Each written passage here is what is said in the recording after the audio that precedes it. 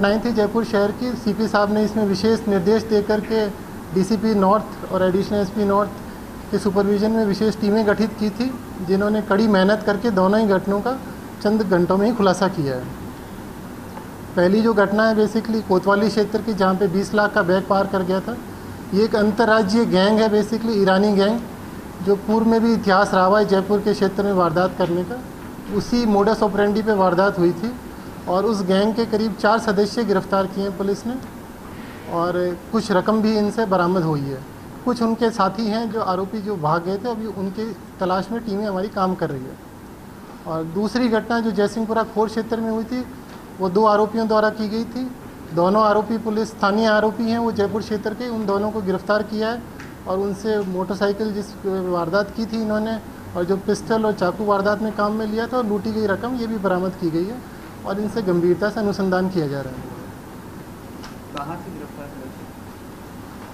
जो कोतवाली क्षेत्र की जो वारदात थी उसके अंदर गैंग्स में बेसिकली एक सर्टन पोर्शन था। एक आरोपी जो स्थानीय था मजहर बेग बेसिकली, उसको तो यहीं पे लोकली टीम के द्वारा आइडेंटिफाई करके अरेस्ट किया गया और 2 साथी इनके भोपाल से अरेस्ट किए और एक को फरुखाबाद यूपी साइड से अरेस्ट किया गया।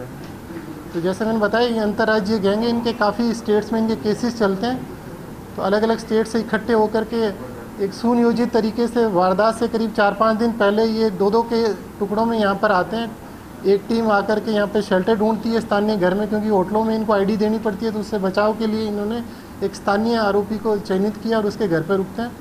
दूसरी टीम आती है जो बेसिकली रैकी करती है, तीसरी व्हीकल्स मुहैया कराती है और चौथी टीम वारदात करने आती है। कुल मिलाकर के 8 आरोपी थे, जिसमें से पुलिस ने 4 को अरेस्ट किया। चलिए आपने कहा फर्जी पुलिस वाला था, इन्होंने बेसिकली अपनी जो उस व्यापारी था बेसिकली जो फाइनेंसर था, ये हवाला का जो काम करते हैं, उस व्यक्ति को जब रोका तो उन्होंने अपना परिचय पुलिसकर्मी बन करके दिया कि हम आपके बैग को चेक करना चाहते हैं। उस झांसे में इन्होंने बैग चेक करने के बहाने से लिया। वो व्यक्ति जाकर के अपने सेठ को फ़ोन करता है, उस टाइम बैग पार कर देते हैं। तो इन्होंने अपना जो परिचय दिया था बेसिकली फर्जी पुलिसकर्मी बन करके दिया था। सर, ये जो 20 लाख रुपए की जो लूट हुई थी, तो इसमें सर 11 लाख रुपए बरामद किए हैं। कितनी जल्दी उन्होंने कहाँ खर्च कर दिए? नहीं, खर्च नहीं किए। बेसिकली मैंने बताया कि करीब 8 सदस्य टीम थी जो टुकड़ों में आई थी। तो वारदात करने के बाद ये टुकड़ों में ही अलग अलग बिखर जाते हैं। तो 3 अलग अलग जगह से इनको अरेस्ट किए। इनके साथी फरार है। बेसिकली पैसा बाकी पैसा उनके पास है, जो उनको अरेस्ट करके रिकवर करेंगे। तो सर, ये टोटल कितने लोग हैं इस गिरोह में पूरे?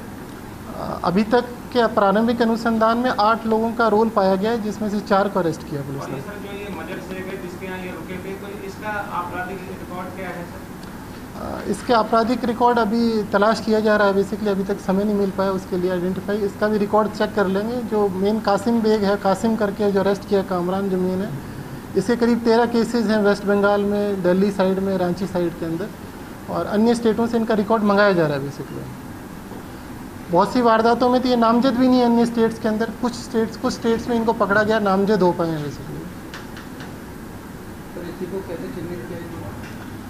हाँ, ये बेसिकली डीसीपी नॉर्थ मैडम और इनकी जो टीम है, इन्होंने बहुत कड़ी मेहनत करी। दोनों ही घटना बेसिकली ब्लैंक थी। सीसीटीवी फुटेज का पहचान करते करते, हर कैमरा को इन्होंने आइडेंटिफाई करते हुए जहाँ पे जाकर के रुके थे आरोपी, उस घर को आइडेंटिफाई किया और वहाँ से फिर इनको जो हाइड आउट जिसने दिया था उसको पकड़ करके बाकी लोगों के बारे में जानकारी ली गई थी।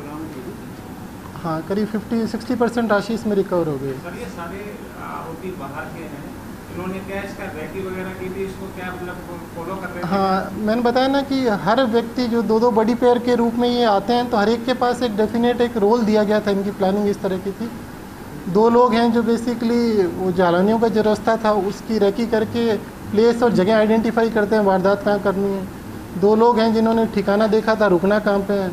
2 लोग हैं जो बेसिकली आरोपी जो मोटरसाइकिल से इन्होंने काम में ली, उनको बेसिकली लेकर के आए हैं।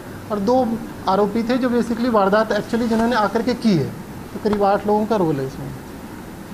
2 आरोपी पकड़े बेग लूट मामले में, इनका कोई आपराधिक रिकॉर्ड है या फिर इन्होंने किस तरह एकदम से बेग लूटने का सोचा? बैंक कर्मचारी को? हाँ, ये थोड़ा बेसिकली एक सोशल मीडिया के ज़माने का एक आउटकम मान लो, या जो भी इसका रिज़ल्ट है। इन दोनों आरोपियों ने यूट्यूब पर कुछ अपने कलेक्शन एजेंट्स के साथ में जो लूट्स हुई थी पुराने, उनके जो वीडियो अपलोडेड थे उन वीडियो को देख करके ये प्लानिंग बनाते हैं बेसिकली।